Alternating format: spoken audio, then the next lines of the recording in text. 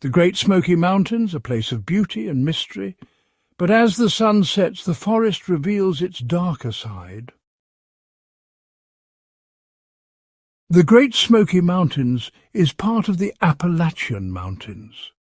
Shadows stretch long under the faint light of a setting sun, the vast expanse of trees appearing as an impenetrable wall. The forest hums with life, distant bird calls, rustling leaves, but there's an underlying tension, a stillness waiting to take over.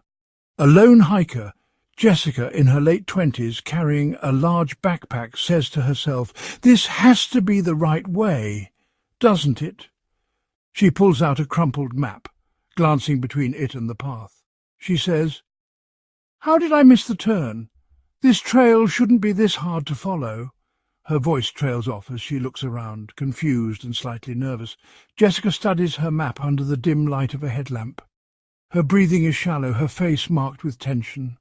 The forest around her is silent, unnaturally so. Her brow furrows as she looks around at the indistinct trail, overgrown with weeds and barely visible under fallen leaves. She tells herself that she should have turned back hours ago. The sun dips below the horizon, and the forest grows darker, the sounds of wildlife fading unnaturally quickly. A cold breeze brushes against her face, sending a shiver down her spine. The forest becomes a maze of shadows as Jessica switches on her headlamp. Its flickering beam barely cuts through the thickening mist, where faint movements seem to stir in the periphery of her vision. A distant howl echoes through the forest, low and guttural, and a soft crunch behind her like a footstep. She says, What was that?" She pauses, her breath hitching, and slowly turns toward the sound. Her headlamp beam flickering as if the battery is faltering. She shakes the light and presses on, her pace quickening as unease sets in. Darkness has fully enveloped the forest.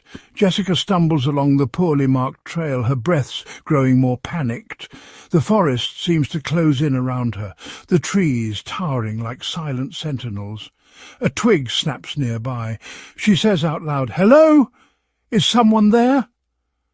Her voice wavers as she swings her light around, but sees nothing. The light lingers on the darkness beyond her headlamp's reach, showing faint movement, a fleeting shadow among the trees. For a moment she catches a faint glint of eyes reflecting in the distance, too high off the ground to be a normal animal. The sound of rustling leaves grows louder, as if something is circling her. Her breathing quickens and she starts moving faster, the crunch of her boots on the trail echoing unnervingly. She has now grown more terrified, where fleeting glimpses of movement flash between the trees. She yells, "Whoever's out there, this isn't funny!" A low growl reverberates through the forest. It's close, too close. Night has fully set in, the trail barely distinguishable under her feet. Jessica breaks into a run, her feet pounding against the uneven trail. Her headlamp flickers more violently now, barely illuminating the path ahead. Heavy, thudding footsteps follow her, accompanied by guttural snarls. The mist thickens, clinging to her skin like cold sweat. The sound of footsteps, heavier than her own, grows louder, paralleling her from the shadows. She catches a glimpse of a dark, hulking figure darting between trees behind her.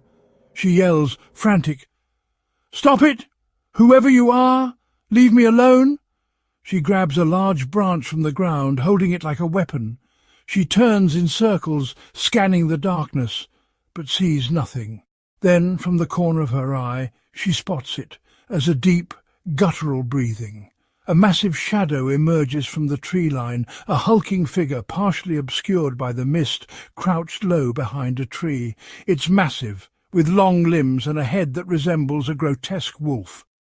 Its glowing amber eyes lock onto her, and its lips curl back to reveal unnaturally long, jagged teeth. She screams, "No! No! No!" She stumbles backward, tripping over a root and falling hard. The creature lunges forward, its heavy steps thundering toward her, but stops just short of the headlamp's beam. It retreats with unnatural agility, blending back into the shadows. Jessica gets to her feet, sobbing and clutching the branch tighter. She starts running, her headlamp swinging wildly and casting chaotic shadows. She is crying, "Please, just leave me alone." She breaks through the trees into a small clearing. The moonlight reveals more of the creature's form, a massive werewolf, its fur matted with mud and blood, muscles rippling beneath its skin. It crouches low, saliva dripping from its snarling maw. "No, stay back!" she yells. She throws the branch, hitting the creature's shoulder. It barely flinches, advancing with predatory grace. Jessica turns and bolts toward the forest edge, the sound of snapping branches and guttural breathing close behind. Jessica bursts onto a rocky outcrop, a steep drop ahead, and the forest closing in behind her. She spins around, clutching a small camping knife she's pulled from her pack. The creature emerges from the trees, its full form illuminated by the moonlight. The werewolf stands over 7 feet tall, its fur glistening with streaks of fresh blood. Its face is a twisted mix of wolf and human, with glowing eyes that radiate malice.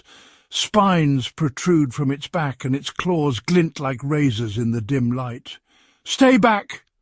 The werewolf tilts its head, almost as if mocking her. It lets out an ear-splitting howl, causing Jessica to drop her knife. She falls to her knees, trembling as the creature steps closer. She's crying, pleading, "Please, please!" Suddenly the werewolf lets out a deafening roar and lunges. Early morning. 2 park rangers discover Jessica's backpack and scattered belongings near the outcrop. The first ranger says, "Looks like someone got lost out here last night." The other one goes, "What the hell happened here? Look at these tracks. They're enormous. And this blood. It doesn't look like an animal attack, at least not one I've ever seen. And this..." He picks up the bent knife, its blade coated with dark, dried blood. First ranger says, "So, do you think they're still out there?" As they look into the forest, the trees swaying gently in the morning breeze, they notice claw marks gouge the nearby trees, and tufts of matted fur are scattered around the clearing.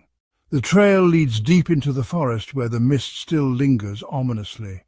A faint, haunting howl echoes through the valley. Don't forget to like and subscribe.